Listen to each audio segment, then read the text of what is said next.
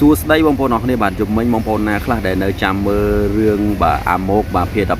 14មិនថាបងប្អូនទេបាទសូម្បីតែខ្ញុំក៏ចាំមើលដែរបងប្អូនហើយបាទយប់មិញខ្ញុំដល់ប្រហែលជាម៉ោង10ជាងខ្ញុំចាំមើលបងប្អូនអរគ្នាបាទប៉ុន្តែអត់ឃើញ control post សោះបាទនៅចាំមើលដូចម៉ែមកផ្សារអញ្ចឹងបងប្អូនអរគ្នាបាទដោយសារតែតាមដានពេកដោយសារតែចូលទូខ្លាំងពេកបងប្អូនអរគ្នាចង់ដឹងពី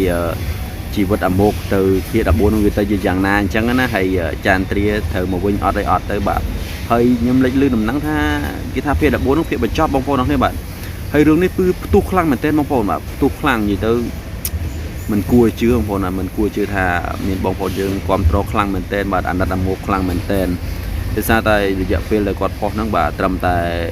23ម៉ោងហ្នឹង2លាន view ជាងបងប្អូនអរគ្នាបាទអញ្ចឹងមានន័យថារឿងនេះបាទក្នុងម៉ោង24ម៉ោងបាទ2លានប្រហែលនេះបាទអញ្ចឹងជាប្រវត្តិសាស្ត្រនៅ page របស់គាត់ថ្មីទៀតដែរបងប្អូនអរគ្នាបាទដោយសារតែពីមុនគាត់24ម៉ោងបានមក view ប៉ុន្តែនេះ24ម៉ោង2លាន view ជាងបងប្អូនអរគ្នាបាទ